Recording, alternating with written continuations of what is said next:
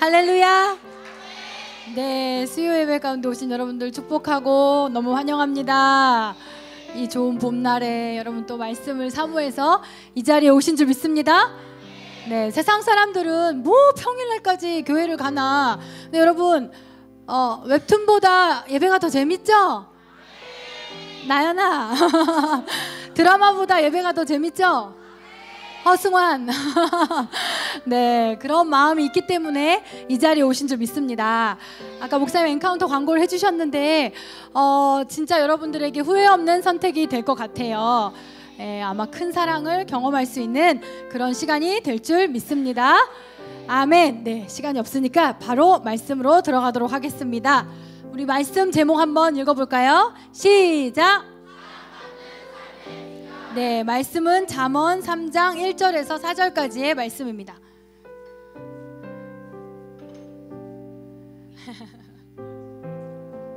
지난주 주일 예배 때 제가 왜 파란색 원피스를 입었었잖아요. 그때 이제 우리 은유가 아주 놀라운 얘기를 했잖아요. 엄마 어때? 이러니까 뭐라고 했다고요? 초밥집 여사장 같아. 그랬잖아. 일본도 안 가봤는데, 초밥집도 안 가봤는데 어떻게 그걸 연상할 수 있었을까? 그래서 제가 뭐 기분이 나쁘거나 이게 아니라 너무 기특한 거예요. 그 발상이. 그 칭찬해줬어요. 야, 너의 그 상상력과 안목이 정말 대단하다. 근데 오늘 엄마 어때? 그랬을 때 은유가 뭐라 했냐면 중국 대통령 부인? 근데 그것도 뭔지 알겠죠? 뭔지 알겠죠? 그래서 중국도 안 가봤는데 중국 대통령 부인도 못 봤는데 너무 대단하다 하고 이렇게 칭찬을 해줬습니다.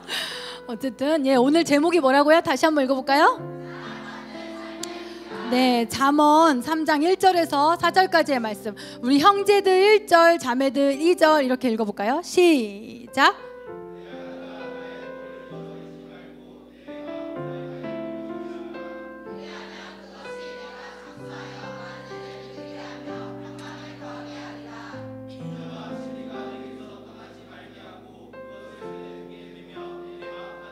다 같이 시작.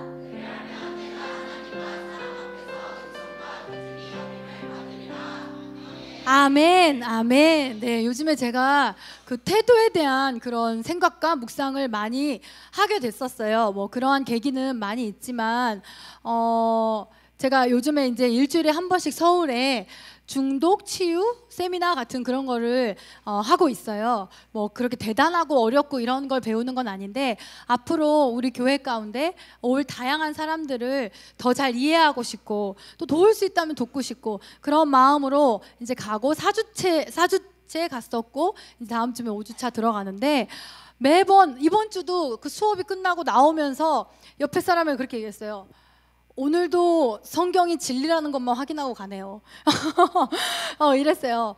나는 전혀 그런 기대감 없이 왔는데 매주 오늘도 성경이 진리라는 것만 확인하고 가네요. 거기 보면 그 분야의 최고의 분들이 오셔서 강의를 해주시거든요.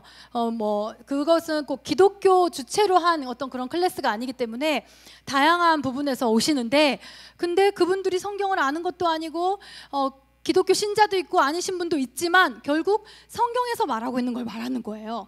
그래서 나는 항상 우리가 그거에 대해서 각각 심리학이 뭔지 중독이 뭔지 뭐가 뭔지 몰라도 정말 하나님의 말씀을 나에게 가장 좋은 것으로 믿고 신뢰하고 따라가면 뭐 가장 좋고 가장 행복한 길로 인도되는구나. 결국 이것만 매주 확인하고 오는 그런 마음이 들었어요. 근데 지난주가 마약 중독에 대한 거였어요. 근데 한국은 마약 중독이 많이는 없잖아요. 그죠? 근데 그 강사로 오신 분이 한국에서는 흔치 않게 25년 동안 마약을 하셨고 마약을 끊은 지 16년째 되시는 분이에요. 그래서 다른 사람을 돕고 계신 그런 분인데 그분이 말씀하시기를 이 중독에서의 치유의 1단계가 뭐냐면 1단계가 인정하는 거래요. 내가 중독자라고 인정하는 거래요. 근데 많은 사람들은 알코올 중독이든 게임 중독이든 마약 중독이든 오면은 처음에 저 별로 술 안 먹어요. 저 게임 그렇게 많이 안 해요. 이렇게 한다는 거예요. 그리고 나서 이제 이렇게 했잖아요. 이렇게 했잖아요. 이렇게 했잖아요. 하고 근거를 제시하면 뭐가 나면 내가 어렸을 때 얼마나 힘들었는데 내가 내 남편 때문에 얼마나 힘들었는데, 내 자식들이 얼마나 속을 썩이고 내가 일평생 희생하면서 살았는데 내가 술도 못 마시냐, 이렇게 또 이제 자기 방어로 인정하지 않는다는 거예요. 그래서 그 1단계 인정하기까지가 치유를 받으러 와도 어떤 사람은 3년, 어떤 사람은 4년, 빠른 사람은 몇 달, 이렇게 그 단계를 넘어가야 다음에 치유의 단계로 넘어갈 수 있다는 거예요. 그래서 거기서도 성경이 느껴지는 거예요. 우리가 죄인인 것을 인정해야, 그죠, 우리에게 새로운 삶이 시작되잖아요. 그런 것들을 제가 많이 느낄 수 있었어요. 근데 그 가운데 그분이 얘기하시는데, 자기를 이제 아들을 데리고 자신을 찾아온 어떤 어머니가 계셨어요. 아들이 마약 중독이니까 그것도 얼마나 괴롭겠어요. 근데 이 소장님이 그 사람을 데리고 첫 번째 방책이 뭐였냐면, 너는 오늘부터 1년 동안 담배꽁초만 죽는다. 나랑 같이 나가서 담배꽁초만 다 줍는다, 그랬다는 거예요. 어머니가 화를 냈다는 거예요. 지금 아들이 마약 중독 때문에 나는 지금 살 수가 없는데 무슨 치유된다고 해서 데리고 왔더니 담배꽁초를 죽게 하냐. 근데 그분이 뭐라고 말씀하시냐면, 삶의 변화 없이, 태도의 변화가 없이 마약 중독만 고치는 프로그램을 아무리 돌려도, 그분이 그렇게 해서 25년이나 걸린 거거든요. 그렇게 해도 결국에 그 삶에 돌아가면 똑같아진다는 거예요. 마약 중독, 알코올 중독을 끊는 세미나나 그런 몇 주짜리 프로그램은 많은데, 결국에 왜 이 사람이 마약 중독에까지 가게 됐는지의 그 작은 단계들이 있다는 거예요. 근데 같이 이렇게 담배꽁초를 1년 동안 줍다 보면, 먼저는 그 사람은 절대로 담배꽁초를 버릴 수가 없게 된대요. 자기가 그것을 직접 줍다 보면.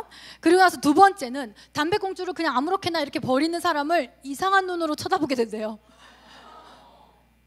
저런 그러면서 그러한 눈이 생긴대요. 그런 걸 볼 줄 아는 눈이 생긴대요. 그 눈이 생기면, 그 담배꽁초 버리는 걸 이상하게 보는 눈이 생기면 마약이 굉장히 큰 문제로 다가오게 된다는 거예요. 네, 그래서 이 사람이 왜 마약 중독까지 갔느냐, 삶에서 작은 부분들이, 작은 태도들이 무너진 것이 결국에 방어선이 여기서 막아줘야 되는데 무너지고, 여기서 막아줘야 되는데 무너지고, 이런 것들이 결국에 그렇게 갔다는 거예요. 그래서 하나의 분야를 100% 고치려고 하는 것보다 99개의 전반적인 삶의 태도를 딱 1%씩만 고치는 게 훨씬 더 치유가 빠르다, 그리고 더 온전한 치유가 된다라고 이야기하는 거예요. 우리 같으면 전도도 잘하고 싶잖아요. 양육도 잘하고 싶잖아요. 셀도 번성하고 싶잖아요. 그런데 셀만 100% 번성하는 능력을 가지고 전도만 100% 잘하는 능력을 가지려고 노력하는 것보다, 우리의 삶 속에서 작은 것, 쓰레기통에 버리는 것, 그리고 물건 제자리에 놓는 것, 치우는 것, 아주 작은 것, 그거 하나하나를 고쳐나가는 것이, 그게 다 결국에 연결이 된다는 거예요. 그래서 그런 것들을 많이 보면서 좀 태도에 대한 이야기를 할 수 있는 그런 때가 오면 좋겠다, 이런 생각을 했었거든요. 근데 어떠한 태도가 또 있을까 생각할 때, 여러 가지 요즘에 있어서 가장 큰 문제가 내가 사랑받고 있느냐라는 그런 거더라고요. 보면은 형제들끼리 싸우는 것도 엄마가 얘를 더 좋아하네, 얘를 더 좋아하네, 이게 많고요. 직장에서도 상사의 사랑과 인정을 받지 못했을 때 우리는 돌아와서 폭식을 하고 폭음을 해요. 그죠? 우리를 죄 가운데로 인도하는 되게 많은 것들이, 그 결핍이 사랑받지 못했다라는 거예요. 세론은 리더한테 사랑받으려 하고, 리더는 세론이 자기 마음 알아줬으면 좋겠고, 모든 싸움이 다 내가 얼마나 많이 사랑받고 있느냐, 내 마음이 충분하게 사랑과 인정으로 채워지고 있느냐, 이성을 만나도 내가 충분히 사랑받고 있느냐, 결혼을 해도 내가 충분히 사랑받고 있느냐. 결국에 그 리더와 세론들이 이렇게 신경전하는 걸 봐도 굉장히 많은 부분이 다른 게 아니라 사랑받고 있지 못하다, 이런 게 되게 많은 거예요. 과연 사랑받는다는 게 뭘까? 사랑받는다는 게 뭔데 우리는 그렇게 받는 것에 집착을 하고 받는 것에 연연하는 걸까? 성경에서는 사랑받는 것에 대해서 뭐라고 말하고 있을까라는 그런 생각을 좀 해보게 되었습니다. 그래서 오늘 이 말씀을 통해서 우리 모두가 사랑받는 삶을 가지는 그런 자들이 되었으면 좋겠습니다. 지금까지는 나 좀 사랑해 주세요, 나 좀 사랑해 주세요, 이러한 삶을 살 수밖에 없었다면, 오늘을 계기로 해서, 아멘? 오늘을 계기로 해서 여러분들 삶 가운데 나 좀 그만 사랑해, 쟤 좀 가서 사랑해줘, 쟤 좀 어머 사람들은 나만 좋대, 이렇게 자꾸 이렇게 말할 수 있는 그러한 우리가 됐으면 좋겠습니다. 아멘. 아멘. 옆에 사람에게 축복해 주세요. 당신은 사랑받을 수 있습니다. 당신은 사랑받을 수 있습니다. 네, 성경에서는 사랑받는 삶의 비결을 뭐라고 말하고 있을까요? 과연 사랑은 받기만 하면 되는 걸까요? 그 사랑을 받게 하는 내가 그 담배꽁초 하나가 마약 중독을 끊을 수 있듯이 그 작은 삶의 태도를 바꾸는 걸로 인해서 또 내가 그런 축복의 사람이 될 수 있지는 않을까. 그래서 준비를 해봤습니다. 첫 번째, 어떤 사람, 어떤 삶이 사랑받는 삶이 되는가? 사랑받는 삶이 되는 비결 첫 번째는요, 말씀에 순종하려는 사람입니다. 뭐라고요?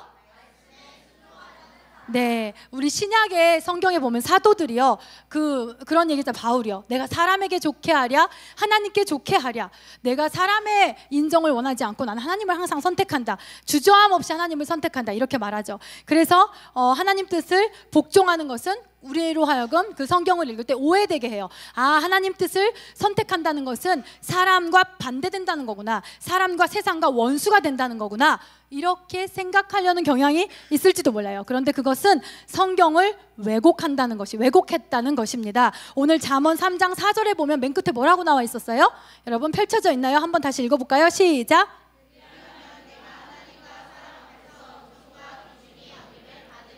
아멘. 하나님의 말씀을 마음에 새기고 지키면 하나님뿐만이 아니라 올바로 믿으면, 올바른 신앙생활을 하면 하나님께 사랑받고 세상과 원수가 되는 게 아니라 하나님뿐만이 아니라 사람에게 사랑받는 비결이 된다는 것입니다. 이제 누가복음 2장 52절 말씀 한번 띄워줘 보시겠어요? 두 번째 말씀이에요. 시작!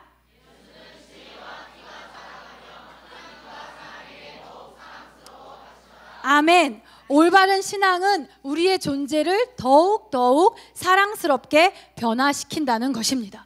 주변에 여러분 혹시 이런 생각하는 사람 있나요? 뭐 여러분도 될 수 있겠고, 나는 내 신앙 때문에 사람들에게 인정을 못 받아. 나는 내 믿음 지키느라 사람을 다 잃어. 나는 이 신앙, 난 하나님 섬기느라 이렇게 불이한 이익을 당하고 있어.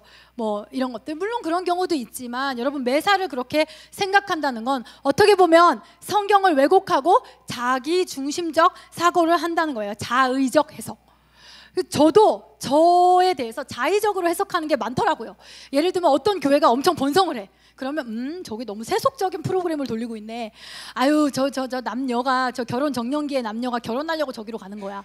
이렇게 다른 교회가 번성하는 건 뭔가 불합리한 방법이 있을 것이다 라는 자의적인 해석을 저도 하더라고요. 그런데 우리 교회가 번성이 되고 우리 교회에 사람들이 많이 오면 하나님이 축복하셔서 그래. 우리가 성결하고 거룩하게 예쁘게 하나님 앞에서 신앙생활해서 그래. 이렇게 자의적으로 해석하더라고요. 어떠한 교회가 잘 되다가 안 됐다는 얘기를 들어요. 그러면 아이고, 저 안에 죄의 문제가 있나 보다, 모르긴 몰라도 어떤 게 있나 보다, 미움이 있나 보다, 치고받고 싸우나 보다. 근데 우리 교회가 잘 안 돼. 우리 교회 사람들이 떨어져 나가. 그러면은 어떻게 생각해요? 그래, 이 또한 지나가리라. 주님이 주신 고난 내가 믿음으로 견디리라. 이렇게 자의적으로 해석하려는 경향이 있는데, 신앙생활 때문에 내가 사람을 얻지 못하고 사랑받지 못한다라고 생각하는 것 또한 이러한 자의적인 해석도 있을 수 있다는 것입니다.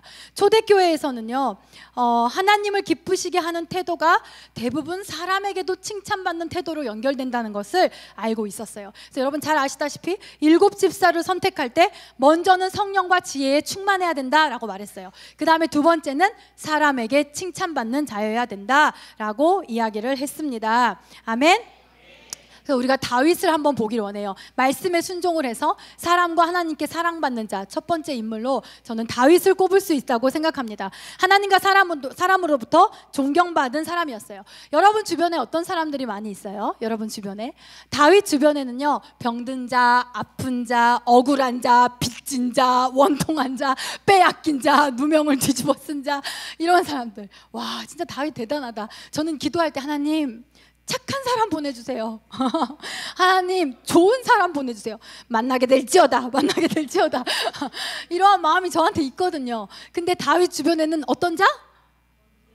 원통한 자, 아픈 자, 병든 자, 빼앗긴 자, 누명 뒤집어 쓴 자, 이런 자들. 이런 자들이 다윗의 주변에 모여들었어요. 근데 사람들이 말하잖아요. 몸과 마음이 오랫동안 아픈 사람은 자신도 모르게 옹졸해진다고. 왜냐면 자기가 이렇게 고통이 느껴지니까 자기만 바라보게 되는 시간이 길어지면서 마음이 자기 중심적으로 되기가 쉽다고 말을 하잖아요. 그런데 그럼 그런 사람들은 어떻게 보면 다루거나 컨트롤하기 어렵죠. 근데 성경에 보면 다윗은 어쩌면 이런 사람들을 잡아주는 놀라운 힘이 있었던 거예요. 다윗에게는 그 힘이 어디서 나왔는지, 그런 사람을 다 자신의 사람으로 얻고, 심지어 그런 사람이 나중에 목숨을 걸고 다윗을 위해 일하거든요. 목숨을 걸어줄 만큼의 사랑을 받는 그러한 힘이 다윗에게 있었다는 거예요. 그런데 다윗의 일생을 이렇게 성경을 조금만 보면 다윗이 어떻게 그런 사랑을 사람들에게 받았을까? 하나님에 대한 신앙을 변질시키고 훼손시키면서까지 사람들에게 비위를 맞추어서 그런 사랑을 얻었을까? 그럴까요? 아니요. 오히려 마음의 중심을 다해서 하나님만을 섬기고 하나님만을 신실하게 사랑했다는 것입니다. 아멘. 아멘. 이게 다윗의 이걸 보니까요, 시므이라는 사람이 나오더라고요. 시므이라는 사람이 누구냐면 다윗 전에 사울이 왕이었잖아요. 그 사울의 친족이에요. 그러니까 사울이 다윗 때문에 왕좌를 뺏긴 거나 마찬가지잖아요. 그러니까 시므이한테는 다윗이 뭐예요? 원수.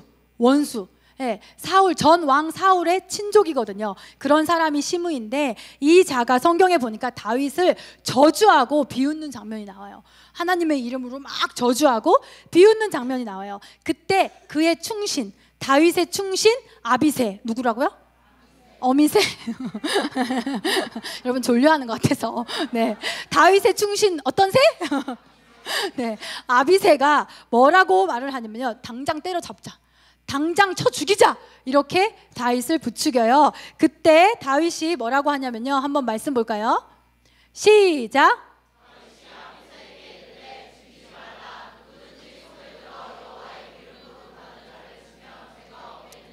이 말씀 아닌데 16장 10절 말씀 없어요? 16장 10절 말씀? 이게 16장 10절 말씀. 그죠? 이거죠? 왕이 이르되 내가 너희와 무슨 상관이냐, 그가 저주하는 것은 여호와께서 그에게 다윗을 저주하라 하심이니 네가 어찌 그리하여 할 자가 누구게. 그 사람이 저주하는 건 그 사람 마음이고, 그 사람이 하나님한테 그런 마음 받아서 그럴 수도 있는데 내가 무슨 자격으로 나를 저주했다고 그를 치겠느냐, 뭐 이런 말이에요. 그죠? 근데 이러한 다윗의 태도는 우리가 잠깐 좀 전에 읽었던 사무엘상 26장 9절에서 사울이 다윗을 평생을 쫓아다니면서 죽이려고 했잖아요. 근데 다윗에게도 사울을 죽일 수 있는 절호의 찬스가 찾아오죠. 여러분 아시죠? 그때도 또 옆에서 누구 새가? 어떤 새가? 아비새가 또 어떻게 해요? 쳐 죽이자, 지금이 기회다. 여러분 주변엔 이런 사람 없나요? 내가 무슨 힘들다 어쩌다 말만 하면 들이박어, 때려쳐, 휴학해, 너도 박어, 네가 왜 말을 못해, 네가 왜 참아야 돼, 참지 마, 이런 사람들 여러분 주변에 아비새 없나요? 다 있지 않나요? 네, 우리 유부녀들은 갈라서 나와 우리 집으로 와. 절대 그 사람이 말하기 전에 너 말하지 마 막 이러고 옆에서 충동질하는 아비새가 다 있어요. 성경은 다 진리예요. 네, 아비새가 다 있단 말이에요. 근데 그때도 우리 방금 전에 읽은 것처럼 사울을 죽일 수 없다. 왜? 하나님이 기름 부은 자를 어떻게 내가 내 자의로 쳐서 죽이겠느냐. 이건 뭐예요? 다윗이 철저하게 하나님 중심적으로 생각했다는 거예요. 하나님 중심의 사고와 판단을 했다는 것입니다. 모든 것을 여기서만 신앙생활을 하는 게 아니라 삶 속에서 하나님과 연관지어서 생각을 했다는 거예요. 하나님이라면, 여러분 엔카운터 할 때 하나님과 연관지어서 한번 생각을 해보세요. 내가 엔카운터를 할까 말까 고민될 때 하나님이라면 뭘 원하실까? 나를 좀 더 가까이 만나기를 원하실까? 아니면 이렇게 멀리 떨어져 있길 원하실까? 항상 다윗은 하나님과 연관지어서 모든 판단과 사고를 했다는 것입니다. 그런데 이러한 태도 이후에 시므이가 어떻게 변했는지 아세요? 이러한 태도 이후에 그의 원수였던 시므이가, 사울의 친족이요 압살롬의 추종자였던 시므이는요 다윗의 신하가 돼요. 대박. 원수도 내 편으로 만들 수 있는, 원수에게도 사랑받는 이 비결. 신하가 돼서 다윗에게 충성을 해요. 다윗의 노년에 아도니아의 반란이 일어납니다. 이때 성경이 어떻게 기록하고 있는지 한번 볼까요? 열왕기상 말씀 시작.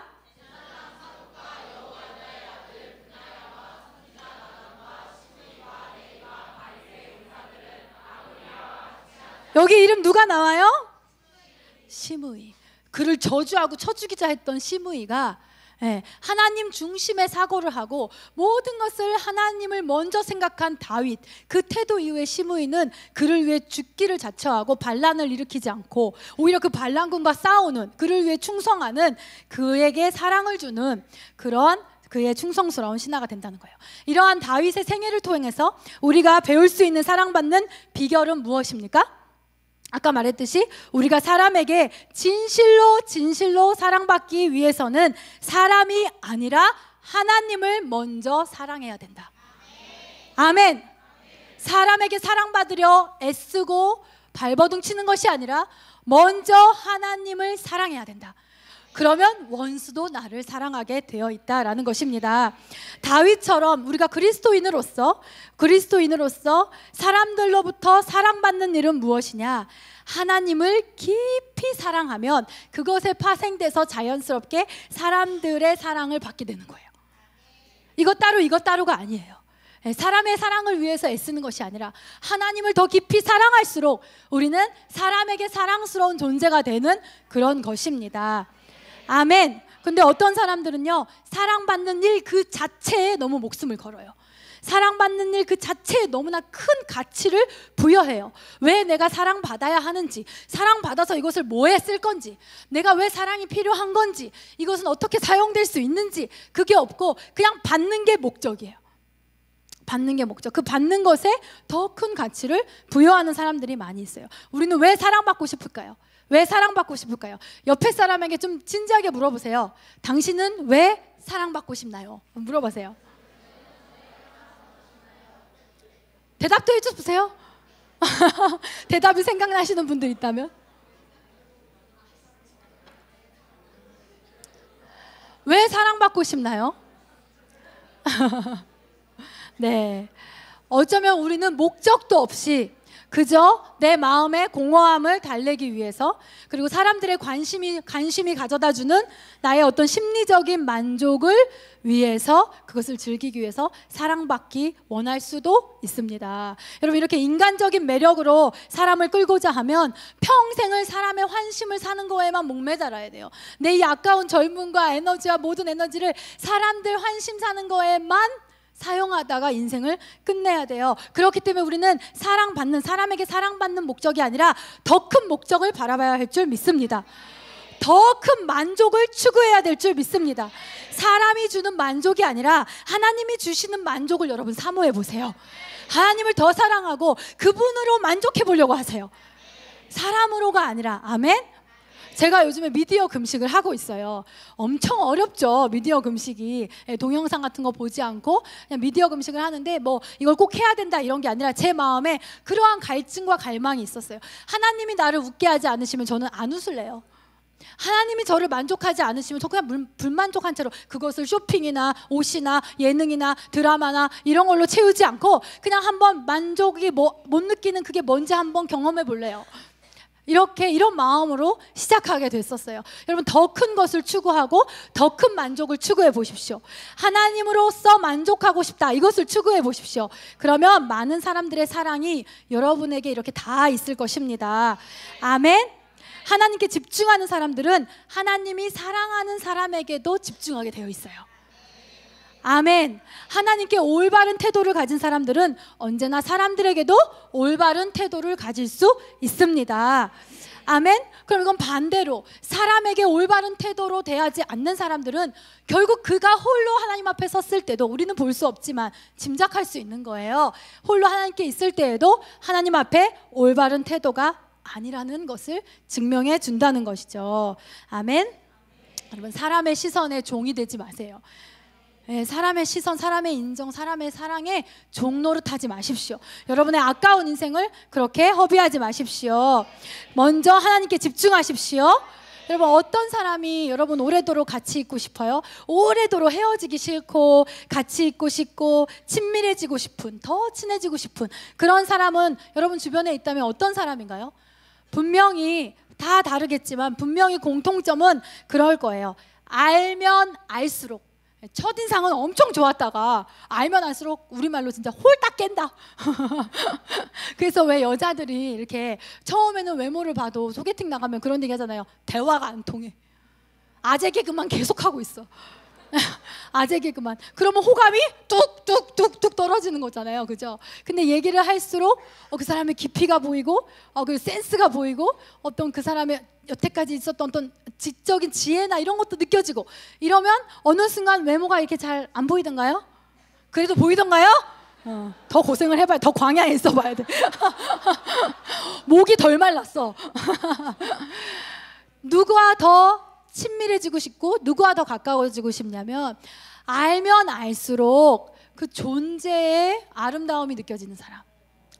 순간순간 이렇게 그 사람의 존재의 아름다움이 느껴지는 사람을 사람들은 더 친해지고 싶고 가까이 하고 싶은, 그런 그 사람의 아름다움이 자꾸 발견되어지는 그런 사람. 근데 그런 사람은 하나님과 친밀한 관계를 유지하는 사람들이 바로 그런 사람이라는 것입니다. 그렇다면 사람의 사랑 대 하나님의 사랑, 내가 어쩔 수 없이 둘 중에 하나만을 선택해야 된다면 나는 무엇을 선택해야 될까? 여러분, 무엇을 선택하시겠어요? 사람의 사랑, 하나님의 사랑? 아유, 눈치는 다 있어요. 네. 네. 만약에 그런 상황이 피할 수 없이 온다면 우리는 그때는 사람에게는 미움을 받아도 하나님께는 사랑받는 삶을 선택해야 돼요. 왜냐하면 사람에게 사랑받아도 하나님께 미움받고 하나님께 버림받는 삶은 너무나 비참하기 때문입니다. 우리는 피할 수 없이 이런 상황이 온다면 사람에게는 지금 당장 서운한 소리를 듣고 미움을 받아도 하나님께 인정받고 하나님께 사랑받는 그러한 삶을 선택해야 할 줄 믿습니다. 네, 그 단면을 보여주는 사람이 바로 역대하에 나오는 여호람이라는 왕이에요. 짧게 서술되고 있어요. 이 왕에 대해서 한번 21장 20절 말씀 읽어볼까요? 시작.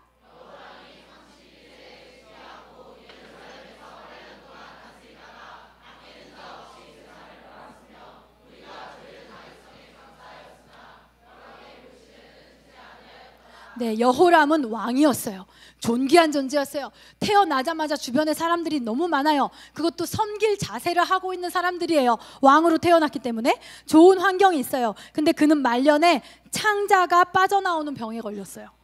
엄청 고통스러운 말년을 맞이했어요. 그런데 그것보다, 병은 누구나 얻을 수 있죠. 그것보다 더 비참한 게 여기 나와요. 뭐라고 나와요?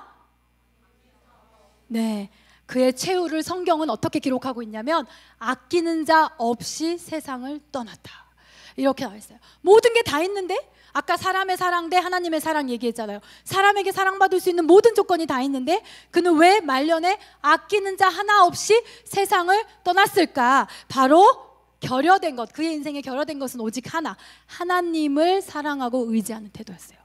하나님을 의지하는 태도가 부족했어요. 그는 하나님을 의지하지 않았어요. 왕이 되자마자 하나님만을 먼저 의지하였던 다윗과 완전히 처음 시작도 대조되지만 끝이 완전히 대조되는 거죠.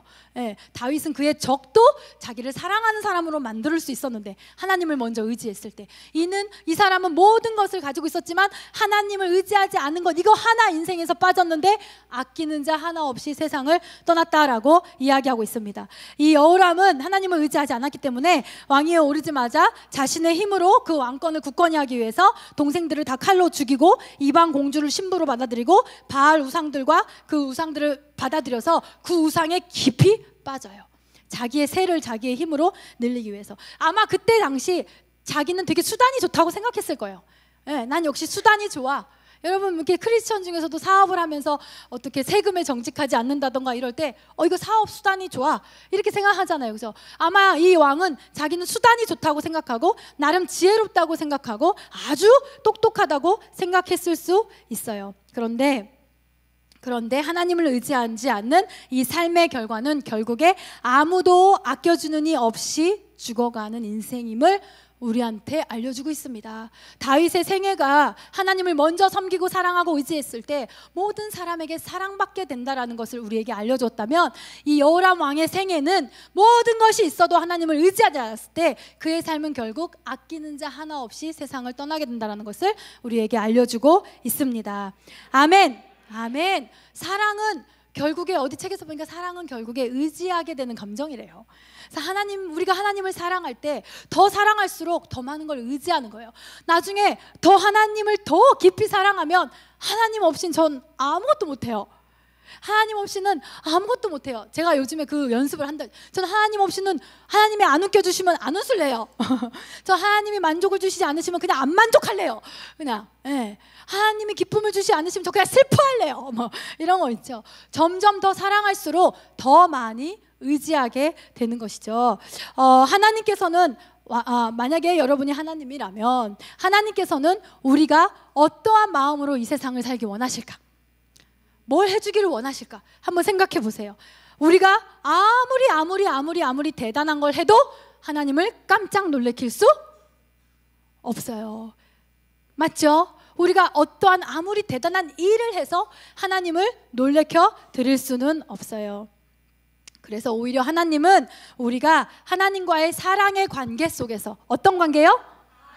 하나님을 사랑하는, 하나님을 사람보다 먼저 더 사랑하는 그 사랑의 관계 속에서 살기를 원하십니다. 이 깊은 사랑의 관계는 더 많이, 더 깊이 하나님을 의지하게 되는 태도로 나오는 것이죠. 아멘. 그래서 하나님 없이 난 살겠다, 난 하나님 없이 내가 다 결정하겠다, 하나님을 의지하는 건 의지 박약의 사람들, 나약한 사람들이 하는 것이다 라는 삶의 태도, 자기가 왕이 되고 자기가 신이 되는 삶의 태도를 버리고 그리스도를 통해서 하나님을 의지하고 또 의지하고 또 의지해서 사는 것이 하나님을 기쁘시게 하는 유일한 길이고 그분을 놀래켜 드릴 수 있는 유일한 길이에요. 아멘. 아멘. 여러분 사랑받고 싶습니까? 하나님과 사람에게 사랑받고 싶습니까?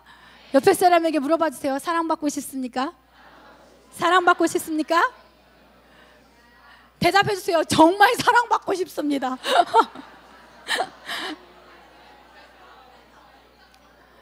여러분 사랑받고 싶다면 먼저 진리에 붙들리십시오. 주의 말씀에 붙들리십시오. 그리고 예수님을 통해 하나님을 온전히 점점 더 많은 것까지 의지하십시오. 그리고 그 말씀이 여러분을 인도해가는 그 지혜 가운데서 사십시오. 하나님이 주시는 만족을 최우선으로 추구할 때 우리도 예수님처럼, 다윗처럼 목숨도 아끼지 않고 나에게 주고 싶어 하는 정도의 그런 사랑받는 삶이 되어질 줄 믿습니다. 아멘. 아멘. 사랑받는 삶의 비결 두 번째는 어떤 사람이냐? 어떤 사람이 사람들과 하나님께 사랑받는가? 변명하지 않는 사람. 반말한 거지 지금. 두 번째 뭐라고요? 네, 제가 이걸 찾아보니까 이런 말이 있더라고요. 지옥은 훌륭한 변명과 핑계로 가득 찬 곳이다. 제가 아까 그랬죠. 첫 번째 인정 안 되는 사람들, 인정 안 돼서, 죄인인 거 인정 안 돼서 지옥 가는 거잖아요. 첫 번째 인정 안 되는 사람, 알코올 중독자, 마약 중독자 다 뭐라고 했다고요? 나 담배 그렇게 많이 안 폈어, 나 술 많이 그렇게 안 먹어, 나 마약 그렇게 많이 안 했어. 그럼 내가 그것도 못해? 뭐 이렇게, 그죠? 내가 얼마나 인생을 힘들게 살았는데 그것도 못해? 인정이 안 된다고 했잖아요. 1단계가 안 되는 사람들이 결국에 지옥 가는 거 아니겠어요? 그죠? 지옥은 훌륭한 변명과 핑계로 가득한 곳이다 라는 말이 있더라고요. 또 평판이, 어떤 사람이 평판이 높으면 높을수록, 지위가 아니라 평판, 이 사람이 되게 좋은 사람이다, 평판이 높으면 높을수록 변명과 핑계가 적다. 그런 사람에게는 핑계할 것이 거의 없기 때문이다, 이런 말이 있더라고요. 여러분 변명과 핑계의 역사가 죄의 역사와 똑같은 거 아시나요? 변명과 핑계는 오직 죄를 질 수 있는, 다른 말로 하면 영혼이 있는, 인간만이 영적 존재죠. 나무, 동물, 식물은 영적 존재가 아니에요. 바람, 물, 바다 영적 존재가 아니에요. 그들은 변명을 안 해요. 변명을 안 해요. 나무도 돌도 바다도 변명을 안 해요. 오직 죄를 질 수 있는 그 영적 존재인 인간만이 변명을 하죠. 아담 때로부터 제가 그랬어요, 하나님이 만들어준 저 여자가 그랬어요, 이렇게 그 죄의 역사와 같이 변명과 핑계의 역사가 이어지게 됩니다. 타락한 후에, 그 선악과 이후로 타락한 후에 우리는 고자질을 하게 돼요. 그리고 책임을 떠넘기는 본성이 우리 안에 들어오게 되었어요. 여러분 이건 다 우리가 마찬가지예요. 어떻게 해요? 남의 허물은 크게 얘기해요, 그죠? 그죠? 내가 누구랑 기분이 나빴어. 그래서 누구랑 만나서 이야기를 할 때 어떻게 이야기해요? 얘에 대해서는 최대한 못되게 얘기해. 그죠? 얘 직장 상사에 대해서는 최대한 안 좋게 얘기해. 예, 어떻게든 안 좋게 부풀려서라도 이야기를 해요. 근데 또 자기에 대해서, 자기 허물에 대해서는 어떻게든 작게 얘기해. 그래서 이 사람이 정말 쟤 못됐다라고 얘기할 수밖에 없게끔 다른 사람의 허물은 엄청 들추고 자기의 허물은 포장하고 감추고, 이러한 본성이 누구 어떤 한 사람이 아니라 우리 모두에게, 이 죄가 있으므로 우리 모두에게 흘러들어온 본성이라는 것입니다. 그런데 성경에 보면 변명을 거부한다 이렇게 따라해볼까? 변명을 거부한다. 시작. 변명을 거부한다. 변명을 거부한다 한 인물이 또 나와요. 앞에 하나님 말씀을 의지하면서 산 사람은 다윗이었잖아요. 변명을 거부한다라는 인생을 산 사람은 바로 요셉입니다. 감이 딱 오죠? 그죠? 요셉은 어떤 인생을 살았어요? 엄청 애매한, 자기 잘못도 아닌 그런 고난이 계속 그 사람에게 찾아왔어요. 형들의 질투로 뭐가 됐어요? 뭐가 됐어요? 노예가 됐어요. 그죠? 그리고 간신히 거기서 인정받아가지고 보디발의 집에서 총무로 일하는데 또 성폭행범으로, 그죠? 오해를 받아가지고 감옥까지 가게 됐어요. 여러 가지 꼬여가는 인생을 살았어요, 요셉은. 그런데 우리가 요셉을 이렇게 보다 보면 요셉은 좌절하지? 뭐라고요? 좌절하지? 네, 않았어요. 우리는 다 환경의 영향을 받아요. 환경에 따라서 막 좌절을 너무 쉽게 하고 환경이 좋으면 이렇게 하죠. 근데 요셉은 그렇게 꼬여가는 인생에서도 좌절하지 않았어요. 왜요? 태생적으로 긍정적이었기 때문에? 아니에요. 뒤에 나오지만 절대 그렇지 않아요. 왜 이런 고난의 연속에서도 긍정을 포기하지 않고 살 수 있었는가? 하나님이 주신 꿈이 있었어요. 그리고 그 하나님을 믿는 믿음이 있었다는 것입니다. 아멘. 그래서 그는 어떠한 상황에서도 희망을 버리지 않고 긍정적인 태도를 취할 수 있었어요. 자신을 보는 게 아니라 선하신 하나님을 보았기 때문에. 아멘. 이러한 태도, 어떠한 환경을 만나든지 어디에 처해 있든지 긍정의 태도로 선하신 하나님을 보면서 변명하지 않고 그 맡겨진 곳에서 최선을 다하는 그러한 태도는 결국 사람에게 사랑받고 인정받는 존재로 그를 바꿔주죠. 보디발의 집에서는 그의 신임을 얻어서 가정 총무가 되고요. 감옥 안에서는 또 간수장들의 신뢰를 받아가지고 그 재정이랑 이런 것들을 다 총괄하는 사람이 되고요. 애굽 자유의 몸이 돼서는 왕의 총애를 받아서 총리가 돼요. 뭔가 공통점이 있지 않아요? 감옥에서도 누군가의 총애를 받아서 총리가 되고, 어떤 귀족의 집에서도 그의 총애를 받아서 그것을 다 관장하는 총무가 되고, 애굽에서도 왕의 총애를 받아서 애굽을 관장하는 총리가 되고. 아멘. 작은 것, 이 작은 것이 큰 것을 하게 한다는 거예요. 하나님께서는 그 작은 것에서부터 요셉을 그럴 수 있는 자로 그의 태도들을 훈련시키신 거예요. 보디발의 집에서도 총무로서의 역할, 감옥 안에서도 총무로서의 역할, 그것이 곧 애굽이란 나라를 맡았을 때도 총리의 역할을 감당할 수 있게 되어지는 것입니다. 우리가 집에서 가족에게 사랑의 표현을 하지 않는데 세론들에게 사랑을 표현을 잘 할 수 있을 리가 없고요. 그런 이유가 바로 이런 거죠. 그렇기 때문에 여러분들 이 말씀이 어려울 수도 있어요. 근데 여러분들에게 좋은 기회로 다가갔으면 좋겠어요. 제가 이 말씀을 준비하면서 어제는 되게 막 눌리는 거예요. 그래서 목사님한테 여보 이거 사람들이 되게 싫어할 것 같아 이렇게 얘기를 했어요. 왜? 왜냐면 요즘 애들은 다 저는 아무것도 못합니다, 주님이 다 해주세요, 이런 걸 좋아해. 그래서 설교도 여러분 넌 그냥 가만히 있어, 오빠가 다 해줄게, 뭐 이런 거 있잖아요. 네. 그냥 가만히 있어, 그러면 하나님이 다 해주셔, 그냥 그것만 믿어, 이런 말씀을 너무 좋아하고, 나 오늘 치유받았어요, 나 위로받았어요, 그러는 걸 내가 너무 많이 봐서 이러한 말씀, 이 태도의 이런 말씀을 배울 때 저렇게 사느니, 내가 저런 수고를 하느니 안 하고 말지, 그냥 이럴 것 같은 거예요. 그래서 나는 이것을 잘할 수 있을지 좀 걱정이 된다, 이렇게 얘기를 했어요. 근데 목사님께서 뭐라고 말씀하셨냐면, 아니다, 애들 무시하지 마라. 애들 무시하지 마라. 애들 중에도 나도 뭔가 변하고 싶은데 왜 중학교 때 있었던 일이 고등학교 때 있었던 관계의 어려움이 대학교 때도 뭔가 반복되지? 이게 반복이 안 되면 걔 때문이야 할 수 있지만, 반복이 되면 내 안에 뭔가 있는 게 있을 수 있잖아요. 근데 그게 뭔지도 모르겠고, 근데 반복은 되고, 고치고는 싶은데 뭐부터 어떻게 고쳐야 될지 모르겠고, 그래서 변화하고 싶어서 뭘 변화하고 내가 뭘 노력하면 될까요? 하는 그러한 갈증이 있는 사람들도 분명히 있을 것이다 라고 말씀을 해주셨어요. 어때요 여러분? 그런 갈증이 있습니까? 아멘. 아멘. 네, 그래서 요셉은 그러한 사람이었습니다. 주님을 믿는 믿음이 긍정적인 생각, 희망의 생각을 하게 했고요. 시련들 속에서도 자신을 위한 구차한 변명을 하지 않았어요. 이게 진짜 멋있는 거예요. 요셉이 이렇게 큰 그릇의 사람이야. 자신을 위한 구차한 변명을 하지 않았어요. 보디발의 아내의 모함을 그 성폭행범으로 자기를 몰았는데, 자기가 자유의 몸이 되거나 그것을 해명할 수 있는 기회가 있었음에도 그것을 다 떠벌리지 않았어요. 떠벌리지 않았어요. 별다른 말을 하지 않았어요. 여러분 잘 아시다시피 시간이 없으니까 그 내용 땡기고, 술 맡은 관원장이 감옥에서 요셉과 만나잖아요. 그래서 그 사람의 꿈을 요셉이 해석해 주잖아요. 그 꿈에 따르면 3일 후에 이 사람은 석방이 돼요. 이 사람은 석방이 돼서 왕 옆에 서요. 이 사람은 왕 옆에 쓸 수 있는 사람을 지금 요셉이 대면하고 있는 거예요. 그러면 나가서 내가 이런 원한이 있고 이런 원한이 있고, 보디발의 아내가 이렇게 있고 이렇게 있고, 근데 저거 지금 뉘우치지도 않고 저렇게 잘 먹고 잘 살고 있고, 이 원한을 꼭 갚아줘라 할 것 같아, 안 할 것 같아?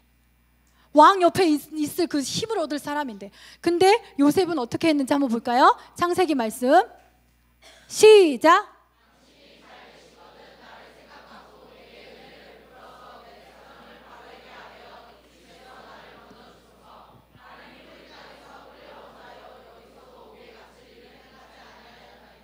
아멘, 아멘. 아주 담백하죠? 저는 그냥 감옥에 들어올 행동을 한 사람이 아니에요. 그러니까 나의 이것을 좀 생각나면 이렇게 해주세요 라고 아주 담백해요. 이걸 안 해요. 그러지 않고 아주 담백하게 말하는 것을 볼 수 있어요. 왜요? 왜요? 이거 바보 아니야? 지금 완전 왕 옆에 설 수 있는 사람이 눈앞에 있는데, 자신의 억울함을 벗을 수 있는 절호의 찬스가 왔는데, 이런 찬스를 놓치는 그런 사람, 오지랖, 이건 오지랖 아니야? 이거는 무슨, 누가 누구를 배려해 지금? 이건 왜 요셉이 이런 행동을 할 수 있었을까요? 왜 이렇게 할 수 있었을까요? 바로 뭐 여러 가지가 있겠지만, 저는 처음에는 이것도 생각이 들더라고요. 보디발에 대한 신의, 인간적인 의리 있잖아요. 보디발의 아내가 자기에게 그렇게 했지만, 자기가 결백을 주장하고 그 아내의 행한 모든 죄를 밝히면 보디발이 상처를 입고 그의 가문이 수치를 얻잖아요. 그렇기 때문에 그것까지 헤아린 그런 요셉의 마음이 아니었을까. 근데 그걸 어디서 알 수 있냐면, 요셉이 총리에 오를 때 보디발은 여전히 시위 대장이었을 거라는 거예요. 시위 대장은 자기 집안에 개인 소유의 감옥이 있어요. 자기가 마음에 안 들면 자기 집안에 있는 감옥에 가둬도 돼. 예. 그럴 정도로 지위와 왕의 신임이 두터운 자가 바로 시위 대장이에요. 근데 그가 요셉이 총리에 오를 때 요셉의 등용을 반대하지 않았어요. 가로막지 않았어요. 이것을 볼 때 알 수 있습니다. 아멘. 네, 그래서 자기 코가 석자지. 지금 거기서 감옥 안에서 누가 누구를 배려해? 아니, 보디발은 잘 먹고 잘 사는데 지금 감옥 안에 있는 사람이 그 사람과 의리를 생각해가지고 그걸 덮어주고, 이거는 자기 코가 석자지, 이거는 오지랖이야. 이렇게 사람들은 생각하고 지혜가 없는 사람으로 생각할 수 있지만, 결국 하나님이 인도하신 그 끝을 보면 보디발과의 그 신의의 관계를 지킨 요셉은 어리석은 자가 아니라 참으로 지혜 있는 자였어요. 아멘. 어떻게 이렇게 할 수 있을까? 어떻게? 자기 코가 석잔데 보디발을 헤아릴 수 있을까? 그 와중에 아니, 감옥 안에 있는 사람이 감옥 밖에 있는 사람을 헤아리고 있어. 뭔가 이상하잖아요. 어떻게 그럴 수 있을까? 어떻게 그의 체면까지 헤아릴 수 있는 그런 마음의 여유라고 할까요? 어떻게 그 억울함을 참고 그것을 변명하지 않을 수 있을까? 그것은 바로, 이게 두 번째 이유가 되겠죠? 살아계신 하나님을 믿었기 때문에, 살아계신 하나님의 일하심을 믿었기 때문에. 아멘. 그냥 하나님이 아니에요. 어떤 하나님이에요? 살아계신. 이 모든 불의한 걸 다 보고 계셨어. 누가 억울한지 다 알아. 네가 억울한데 지금 변명 안 하고 참는다는 거 다 알아. 어떤 하나님이? 살아계신 하나님이. 그래서 그 살아계신 하나님께서 자신을 위해 일하심을 믿었기 때문에, 아멘, 어떤 위기와 난간에서도 하나님이 자신의 억울함을 풀어주고 더 멋지게 풀어주고 자기를 이 위기에서 극복하게 해주실 것을 믿었다라는 것입니다. 이 믿음이 없는 사람, 교회를 다녀도 살아 계신 하나님이 내가 억울한 게 있으면 억울함을 풀어줄 것이고, 내가 벌하지 않아도 벌 받을 사람이면 하나님이 벌하실 것이고, 이 믿음이 없는 사람들은, 아니면 세상에 있어서 이 믿음이 없는 사람들은 당장 자기 자신의 억울함을 푸는 데만 급급해요. 그래서 자기에게 속한 공동체, 가족, 뭐 이런 것을 상처를 내죠. 그냥 당장 자기의 억울함을 풀기 위해서. 우리가 다 그렇죠. 저도 그래요. 그런데 요셉은 처음부터 배포가 크고 처음부터 그릇이 커서 이렇게 할 수 있는, 그래서 저 사람 나랑은 달라, 저건 성경에 나온 얘기지, 이런 사람이 아니라는 거예요. 요셉도 굉장히 이기적이고 옹졸한 사람이었다는 것입니다. 아멘. 성경에 보면 형들이 요셉을 미워했어요. 형들의 미움을 받았어요. 혈육인데도 불구하고. 예. 근데 그냥 미움을 받은 게 아니라 요셉은 그렇게 옹졸했어요. 아버지의 사랑을 독차지함을 받음에도 불구하고 고자질에 능숙했어요. 형들의 허물에 대해서 고자질하고, 그 얄미운 그 막내 있잖아요. 오죽하면 형들이 그렇게 미워했을까. 가족도 적으로 만드는, 아 대단하다, 그죠? 가족도 적으로, 나가 죽어라 이씨, 이런 가족도 적으로 만드는 아주 대단한 옹졸함을 가지고 있었던 것이 바로 요셉입니다.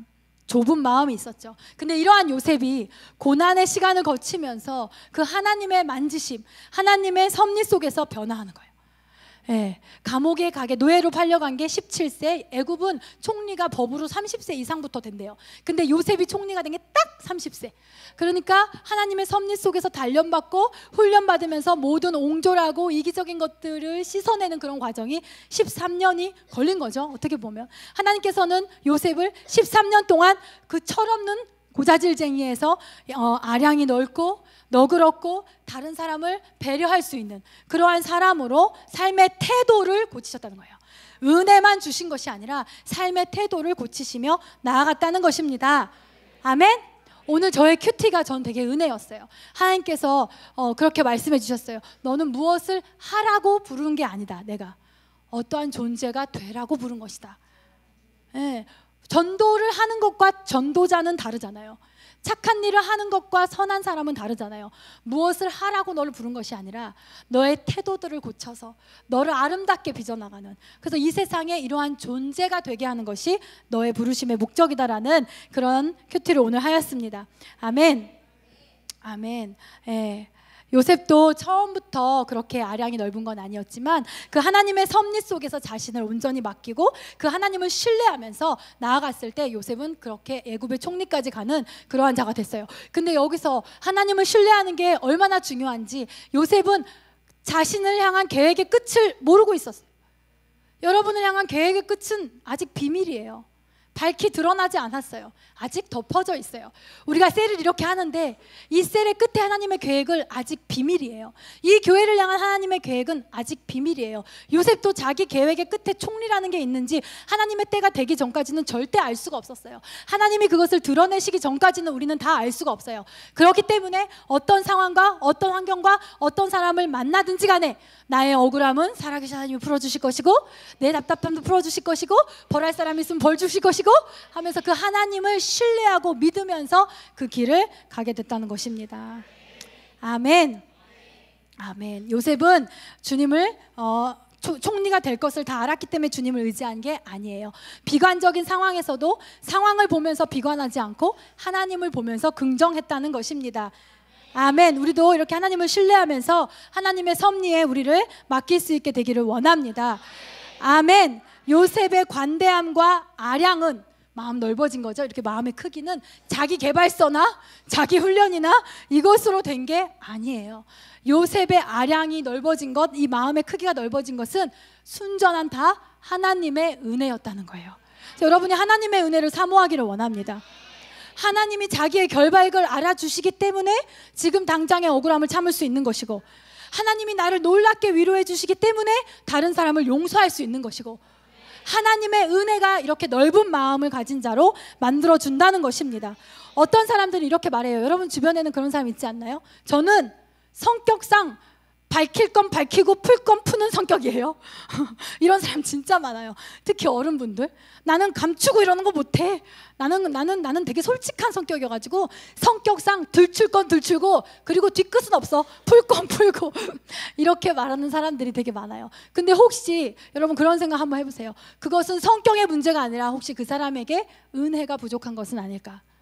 그것을 덮을 만한 은혜가 부족한 것은 아닐까? 하나님과의 관계가 바르지 않으면 사랑과의 관계가 바를 수 없고, 사랑과의 관계가 바르지 않으면 행복한 삶을 우리는 누릴 수 없습니다. 그런데 하나님의 은혜가 우리의 삶에서 하나님을 찾도록 하고 사람을 너그럽게 대하도록 한다는 것입니다. 그래서 은혜는 우리의 삶의 자원 같은 거예요. 석유나 석탄 같은 자원 같은 거예요. 그 은혜는 우리의 시야를 넓혀줍니다. 아멘. 마음의 크기를 키워줍니다. 낙관적인 생각을 하게 해줍니다. 여러분이 타고난 게 난 선천적으로 걱정을 많이 하고 비판적이고 비관적이고 남 욕하는 게 습관이 됐고, 이러한 사람도 누구나 예수님을 만나고 그분의 은혜를 계속적으로 받다 보면 후천적인 낙천주의자가 될 수 있어요. 선천적으로는 태어나지 못해. 여러분의 부모님은 여러분에게 그걸 물려주지 못했다 할지라도 후천적인 낙천주의자가 될 수 있다는 것입니다. 우리가 다 그런 사람 되기를 원합니다. 하나님의 은혜를 끊임없이 받으면 상대방을 꺾으려 하기보다는 자기가 꺾어지려고 해요. 그 은혜가 그 여유를 줘요. 그리고 눈앞에 아무것도 안 보여도 그 믿음이 있기 때문에 소망을 가져요. 그리고 구차한 변명 대신에 자기가 이것을 책임지려고 하는 마음이 생깁니다. 그러한 모든 헤아릴 수 있는 큰 마음이 하나님과 사람에게 사랑받는 사람이 되게 하는 거예요. 그래서 변명하지 않으려면 변명하지 말아야지 이게 아니라 하나님의 은혜로 사십시오. 하나님의 은혜를 더 많이 갈망하시고 사모하십시오. 은혜가 떨어지지 않게 하십시오. 그러면 여러분들이 변명하지 않음으로 넓은 마음으로 하나님과 사람에게 사랑받는 사람이 될 것입니다. 세 번째는 사랑받는 삶의 비결, 세 번째는 배우려는 사람입니다. 배우려는 사람. 잠언 말씀 읽어볼까요? 잠언 말씀 시작.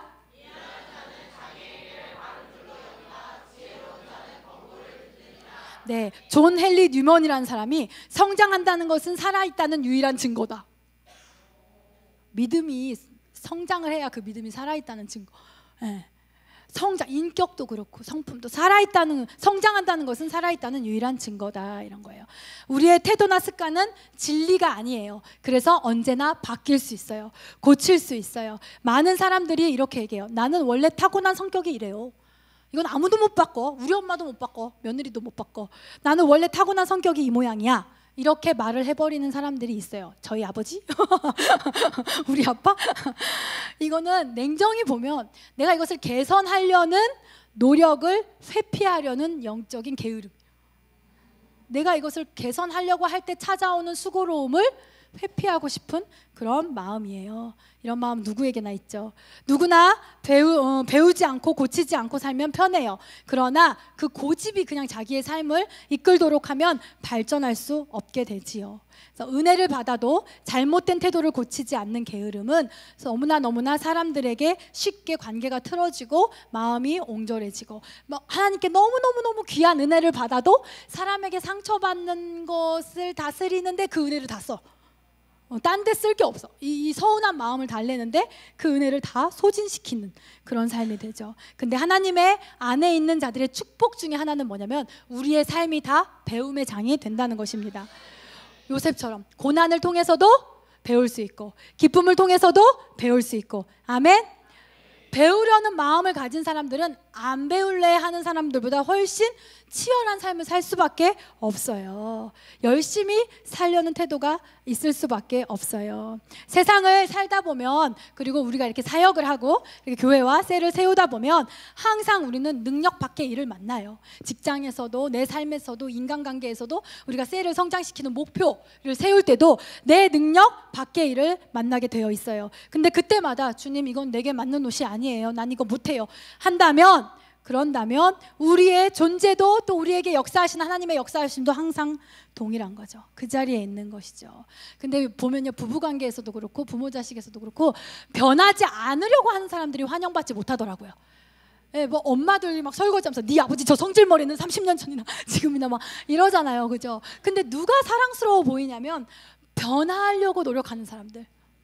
예, 그 우리 성박 목사님 그 리더 컨퍼런스 가서도 그런 얘기 하잖아요. 자식들이 언제 아버지를 인정하게 되었는가? 아버지가 원래 되게 무뚝뚝하고 가부장적이고 뭐 어쩌고 어쩌고 이랬는데 아버지가 이 비전을 행하시면서 점점 처음부터 다정해진 게 아니라 되게 어색한데 노력을 하시더라. 우리 아버지가 변해가시더라. 이런 것이 나이를 떠나서 사랑스럽게 보인다는 거예요. 변해가려 하는 거, 배우려고 하는 거, 안 변하려고 하는 그 완고함이 그 사람을 환영받지 못하는 존재가 되게 한다는 것입니다. 아멘? 아멘. 능력 밖의 일을 우리가 많이 만날 때 우리가 주님의 능력을 더 의지하고, 아멘, 주님의 능력을 더 구하고, 저 못해요 이게 아니라 주님 이 목표에, 지금 이 미션에, 지금 이 일에, 이 관계를 풀어가는 이것에 합당한 자로 변화시켜주세요. 이것을 행할 수 있는 자로 변화시켜주세요. 이것을 도달할 수 있는 자로 빚어주세요. 만들어주세요 라고 말할 수 있는 그런 우리가 됐을 때 하나님 앞에서도 사랑스러울 줄 믿습니다. 아멘. 미련한 자는 말씀에서도 자신의 행위를 바르다고 생각하여 아무것도 고치지 않고 배우지도 않지만, 지혜롭고 사랑스러운 자는 하나님의 권고를 듣고 마음을 열어서 그것을 깊이 받아들이고 배우려 한다라는 것입니다. 이러한 태도가 우리 안에 있었으면 좋겠어요. 옆에 사람에게 해주세요. 당신께 배우겠습니다. 당신께 배우겠습니다. 마지막입니다. 마지막 네 번째, 사랑받는 삶의 비결 네 번째는 너그러운 사람입니다. 너그러운 사람. 잠언 19장 6절 말씀 읽어볼까요? 시작.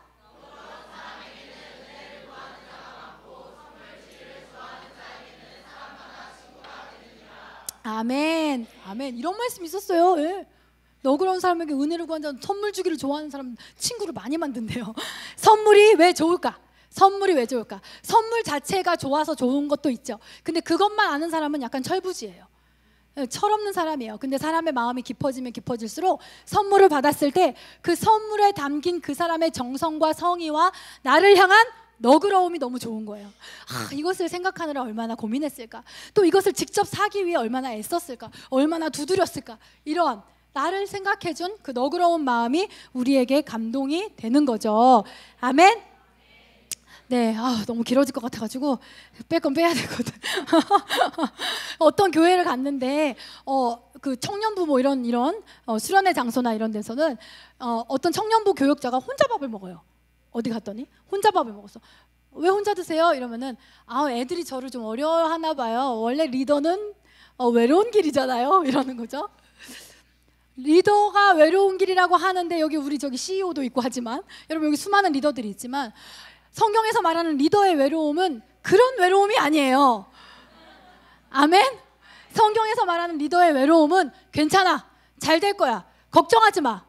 그리고 자기가 모든 불안함과 그 모든 짐을 가지고 하나님 앞에서만, 아무도 알아주지 않는 그 자리에서 혼자 하나님께 그것을 쏟아놓고, 그리고 나를 따르는 사람에게는 잘 될 수 있어, 걱정하지 마. 이러한 싸움 안에서의 외로움이지 혼자 밥 먹는 그런 외로움이 아니라는 것입니다.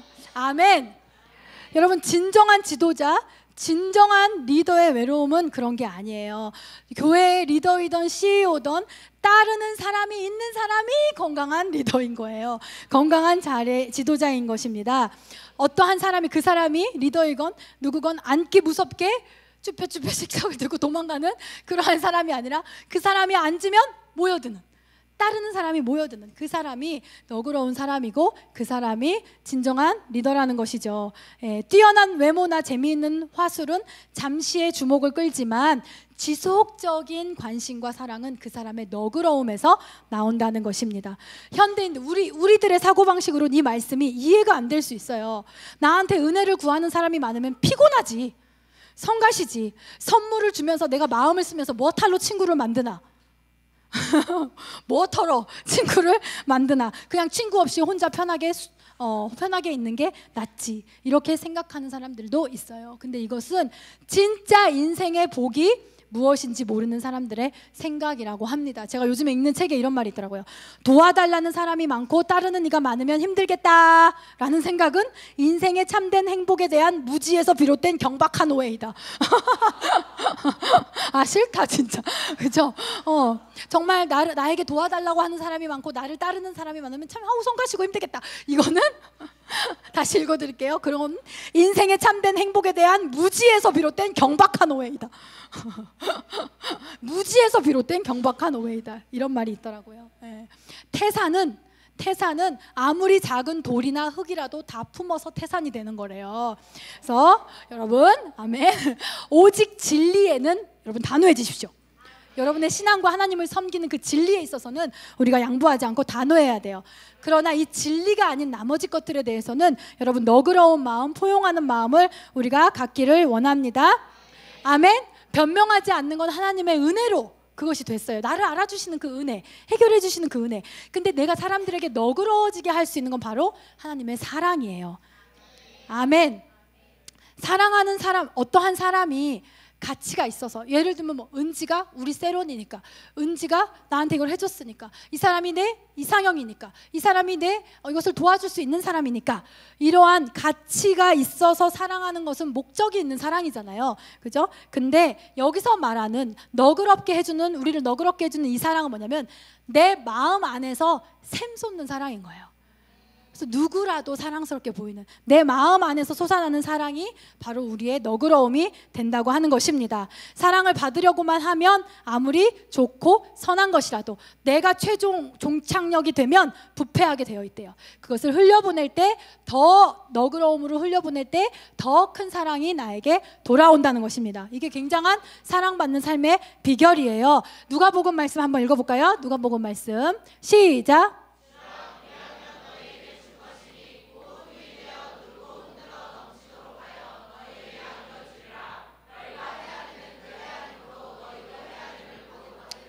누가 사랑을 많이 받냐? 결국 받아야 돼. 나 왜 이렇게 못 받아? 받기에 급급한 자가 아니라 주는 자가 결국에 더 많이 받게 된다는 뜻입니다. 예, 아까 읽었던 말씀에서 선물을 주기 좋아하는 자는 친구를 얻는다고 했잖아요. 그죠? 아멘? 선물과 뇌물의 차이가 뭘까? 선물과 뇌물의 차이가 뭘까요? 어떠한 이해관계가 딱딱 맞아가지고 대가나 보상을 바래서 주는 건 뇌물. 아유 똑똑해요. 근데 어떠한 사람이 너무 좋고 사랑스럽고 너무 고마워서 주는 것은 선물. 이것은 어떤 이해관계나 대가를 바라는 건 뇌물이지만, 이 선물은 이거 받은 사람이 그가 기뻐하면 나는 충분히 보상받았다 라고 생각하는 것이 선물입니다.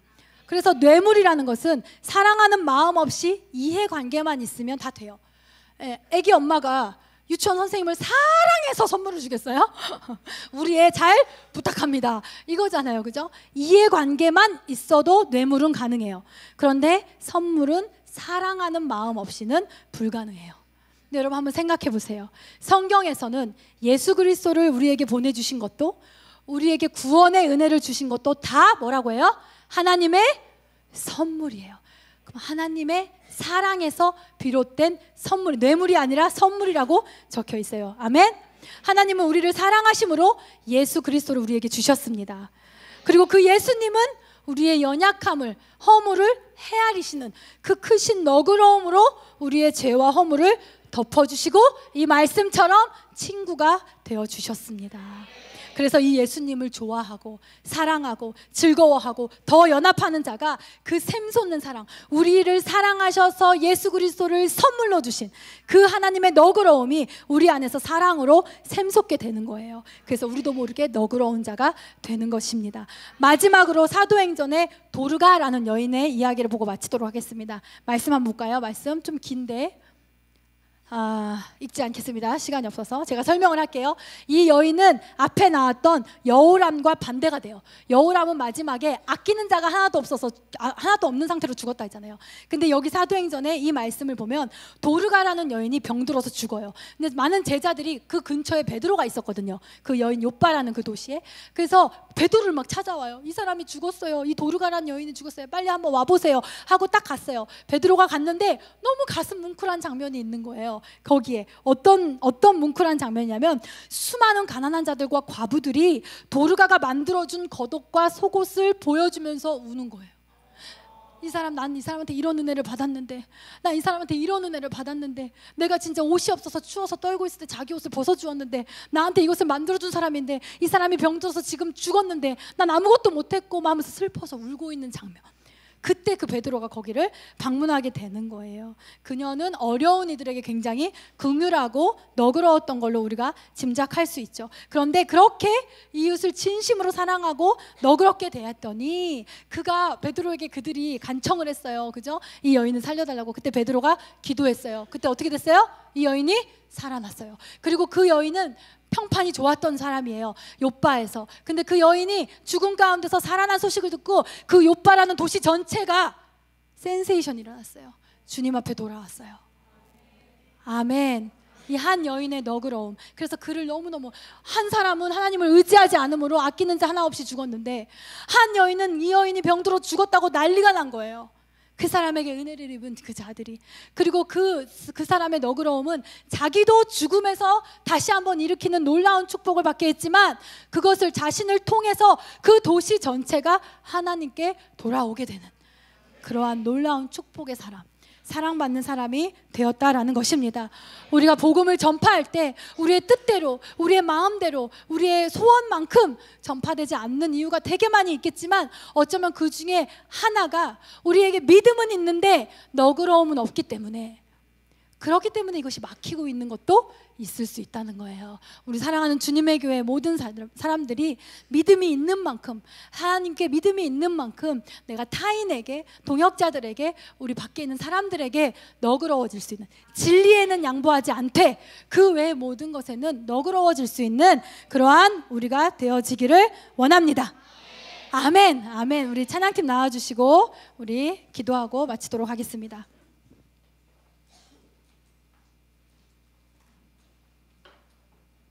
제가 그 중독 그 세미나에서 굉장히 놀라운 얘기를 들었어요. 마약 중독도 그렇고 알코올 중독을 5단계로 나누더라고요. 5단계로 나누는데 거기서 뭐라고 하냐면 1, 2, 3단계까지는 상담과 치유와 프로그램을 통해서 회복할 수 있대요. 근데 4단계 이후부터는 안 된대요. 그게 결론이야. 4, 5단계는. 그러면서 뭐라고 말하는지 아세요? 거기가 비기독교 단체인데 뭐라고 말하냐면 신의 영역이래요. 그 영역은 신의 영역이래요. 너무 놀라운 것 같아, 그치? 네. 그리고 제 마지막으로 들었던, 월요일날 마지막으로 들었던 강의가 분석 심리학으로 보는 중독이었거든요. 왜 이 사람이 이 중독에 빠졌는가를 심리학인데 그 분석하는 거야. 마음의 방이 이거 이렇게 분석 심리학으로 보는 어떤 중독에 관한 그거였는데, 그 학문의 결론, 그 분석 심리학에서 보는 중독에 대한 결론이 뭔지 아세요? 중독은 결코 스스로의 힘으로 끊을 수 없다. 그 엄청난 학문의 결과가 중독은 결코 스스로의 힘으로 끊을 수 없다. 또 그래서 그것의 결과가 인간은 결코 스스로의 힘으로 변화될 수 없다. 이게 그 학문의 결론이었어요. 여러분, 스스로 변화될 수 없는 게 중독이라면 과연 알코올만 중독일까? 스스로 변화될 수 없는 게 중독이라면 게으름도, 비관적인 생각도, 변명도, 그죠? 슬픔도, 내가 스스로 변화될 수 없는 그 모든 것이 어쩌면 신의 영역이 필요한, 하나님의 영역이 필요한 그러한 중독이라고 볼 수도 있겠구나 라는 그런 생각이 들었어요. 근데 얼마나 많은 시간 동안 우리는 그 시선을 놓치고 내가 변화해 보려고, 근데 난 왜 이렇게 안 되지? 의지가 없어서 안 되나? 노력이 부족해서 안 되나? 해보는 데까지 해본 것 같은데 많은 사람들은 나한테 의지와 노력이 부족해서 안 된다라고 하고, 근데 아니에요. 하나님의 은혜와 사랑이 더욱 필요한 거예요. 아멘. 그리고 자신을 보고 인정해야 돼. 자각해야 돼. 그리고 그 은혜와 사랑을 구해야 돼요. 아멘. 우리가 하나님께 더 가까이 가면 갈수록 우리의 그 신의 영역, 우리 힘으로 변화되지 않았던 이 모든 영역, 이것의 삶의 태도들이 변화되며 나아가기를 소망합니다. 사랑을 받으려고 목매고 급급하고, 사랑받지 못해서 스트레스 받고, 폭음과 폭식하고 절망하고 우울하고, 이것이 아니라 사랑받고 사랑 주고 그럴 수 있는 우리가 되어지기를 원합니다. 우리의 말하는 전도로서도 사람들이 모여오지만 나와 함께하고 싶어서, 나와 더 가까이 하고 싶어서 사람들이 이곳에 몰려오는 그러한 것을 저는 꿈꿔보게 되었습니다. 그래서 이 찬양 같이 부르면서 그러한 소망을 가지기를 원합니다. 주께 가오니,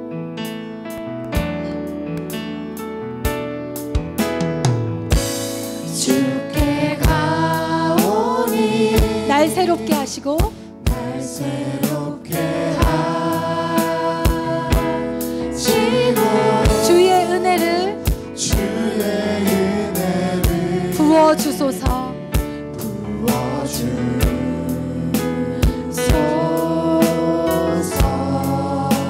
내 안에 발견한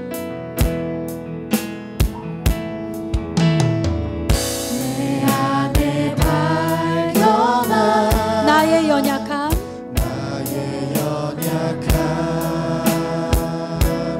모두 벗어지리라.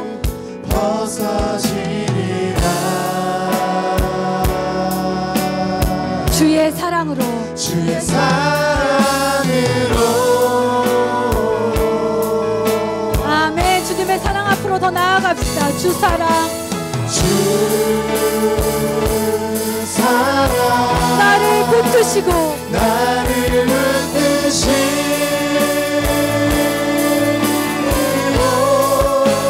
주 곁에 날 이끄소서.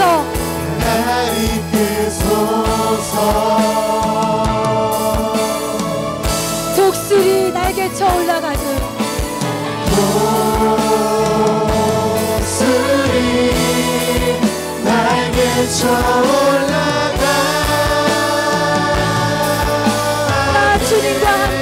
나 주님과 함께 일어나 걸으리. 주의 사랑 우리 더 강한 사모함을 가지고 고백합시다. 주께 가오니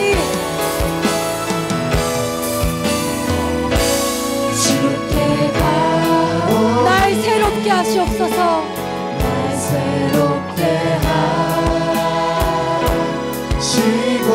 주의 은혜를 부어주소서. 아멘.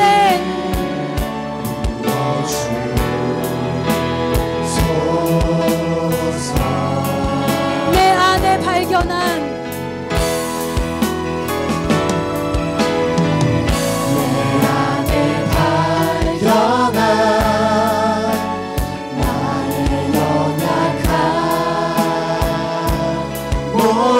벗어지리라.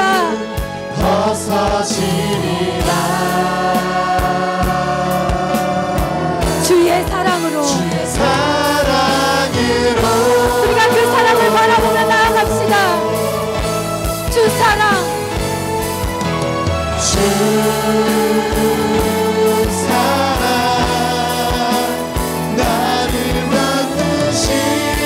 그 사랑과 은혜가 내 삶을 변화시키길 원합니다. 더 가까이 나를 이끌어 주시옵소서. 내가 내 주저앉은 자리에서 일어나길 원합니다. 독수리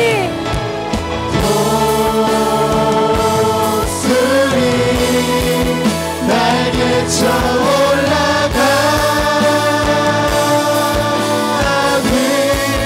나 주님과 함께 일어나 걸으리.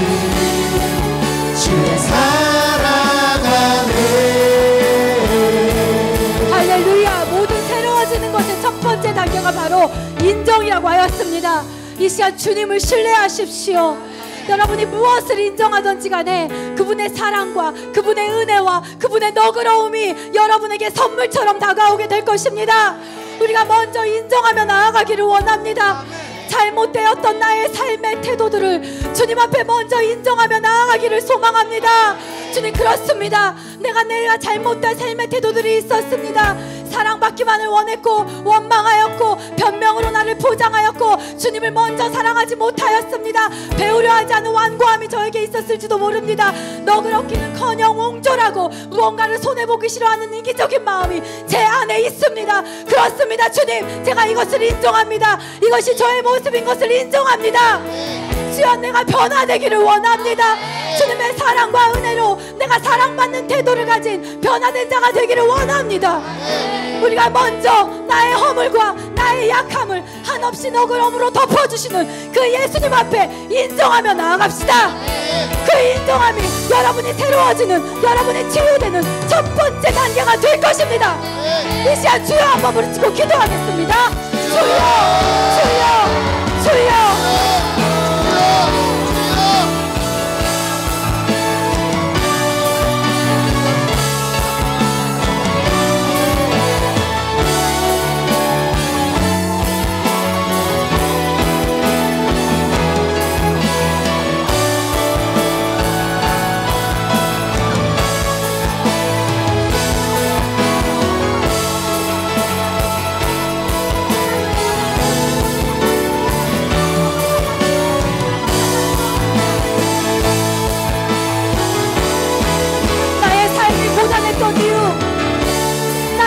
막막했던 이유가 이러한 작은 태도들에 있다면 주여 내가 이것을 인정합니다. 내가 변화되기를 원합니다.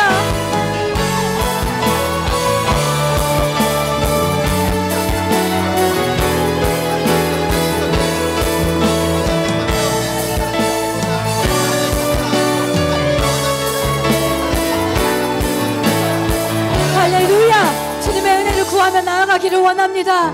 주님, 이 허물에 나의 이 약함에 주님의 사랑과 은혜를 더하여 주시옵소서. 주님을 더 많이 사랑함으로 사람에게 사랑받고 주님의 은혜가 있으므로 내가 억울함도 참을 수 있고 주님 안에서 더 배워가기를 원합니다. 주님의 사랑으로 너그러워진 자가 되기를 원합니다. 주여 내가 변화되기를 원합니다. 여러분 아까 얘기했죠. 중독이 만약에 내 힘으로 변화될 수 없는 그것을 중독이라고 정의한다면 우리도 그것에서 예외는 아닐 것입니다. 이 모든 부분, 정말 세상의 학문조차 신의 영역이라고 떠넘겼던 이 부분을 주님 앞에 맡기며 나아가기를 원합니다. 주님의 사랑으로만 내가 변화될 수 있습니다. 주님의 은혜로만 내가 사랑스러워질 수 있습니다. 주여 그 사랑과 은혜를 더욱더 원합니다. 저를 변화시켜 주시옵소서. 그 사랑으로 저를 채워주시옵소서. 하나님의 은혜로 저를 채워주시옵소서. 기도하겠습니다. 주여, 주여.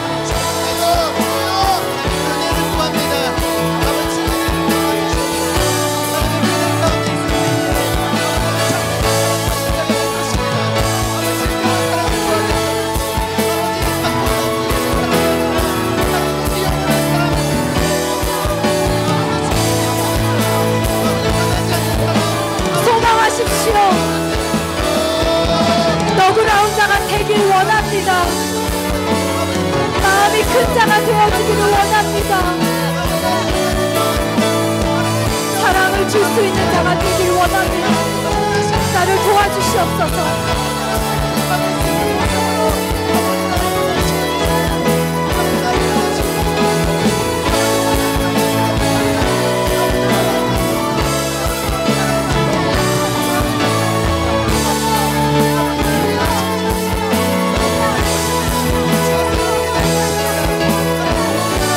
할렐루야.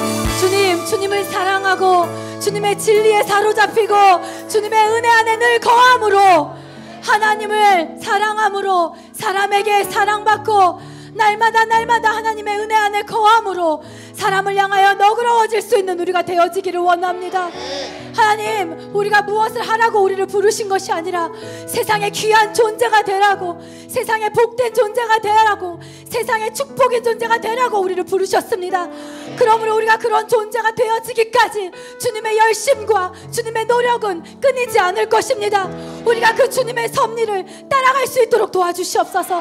신뢰함으로 따라갈 수 있도록 주님 도와주시옵소서. 오늘 이 밤에 우리의 태도를 아름답게 변화시키실 주님을 찬양합니다. 할렐루야. 예수 그리스도의 이름으로 기도했습니다. 아멘. 할렐루야. 주님 앞에 가장 큰 박수로 영광 돌립시다. 아멘. 모두 자리에서 일어나겠습니다. 모두 자리에서 일어나 주시고, 오늘 우리 예배 가운데 처음 오신 분들이 있다면 앞으로 나와주세요. 여러분을 환영하고 싶습니다. 네, 예배 가운데 처음 나와주신 분이 있다면 앞으로 나와주세요. 여러분 박수 크게 해주세요. 여러분이 환영하는 만큼.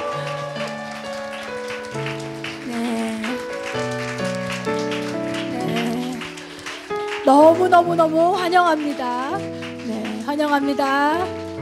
네, 너무 예쁜 자매들이 이렇게 오늘은 많이 나왔습니다. 네, 여러분 안에서도 여러분의 힘으로 바뀔 수 없는 것들이 되게 많이 있죠. 그죠? 성경에서 보면 탕자도 그렇고요. 또 많은 사람들이 모든 걸 다 해볼 대로, 야곱도 그랬고 자기의 힘과 노력으로 다 해보고 다 소진된 후에야 하나님 앞에 나오는 그러한 사람들이 많이 있어요. 그런데 여러분들은 너무나 감사하게도 하나님께서 여러분의 아직 인생 시작도 안 해봤잖아요. 20살이면, 그죠? 예. 그리고 20대니까요. 근데 여러분들이 모든 것을 소진하고 낭비하기 전에 하나님께서 이 자리로 불러주신 것 같습니다. 아멘. 네, 여러분에게도 하나님의 사랑과 은혜가 여러분도 어떻게 할 수 없었던 여러분의 삶의 부분들을 변화시켜서 하나님과 사람 앞에 사랑스러운 존재들이 되어줄 줄 믿습니다. 여러분 축복하며 기도하고 목사님 나오셔서 축도해 주심으로 모든 예배 마치도록 하겠습니다. 기도하겠습니다. 사랑하는 주님, 이 자리에 온 이 새로운 영혼들, 귀한 존재들, 이들을 축복합니다. 하나님, 이들에게 함께하여 주시옵소서. 이들 안에서도 자신의 힘으로 어쩌지 못하는 문제들과 태도들과 변하지 않는 자기의 모습으로 아파하고 힘들어하는 것들이 있을 것입니다. 하나님, 이 마음들을 다 모아서 그 마음들을 부여잡고 주님 앞에 나올 수 있도록 인도하여 주시옵소서. 그리고 주님을 사랑할 때 얼마나 큰 사랑인지, 그 사랑이 사람들을 향해 흘러가고 사람에게 사랑받는 것으로 흘러간다는 것을 이들의 인생을 통해 경험할 수 있도록 주님 인도하여 주시옵소서. 이들을 축복합니다. 감사드립니다. 예수님의 이름으로 기도했습니다. 아멘. 이제는 우리 주 예수 그리스도의 은혜와 하나님의 크신 사랑과 성령의 교통 역사하심이 이제 하나님의 사랑을 받고 너그러운 마음을 가지고 또 하나님의 구원의 기쁜 선물을 나누며 많은 영혼들의 많은 사람들을 구원하며 또한 오늘 예배 가운데에 하나님의 위로를 받고 또 주님의 은혜와 사랑에 머물며 또 그러한 사랑을 나눠주기로 결단하는 오늘 예배에 모여있는 모든 주님의 교회 성도들 위해 지금으로부터 영원토록 함께 하시기를 간절히 축원하옵나이다. 아멘. 아멘.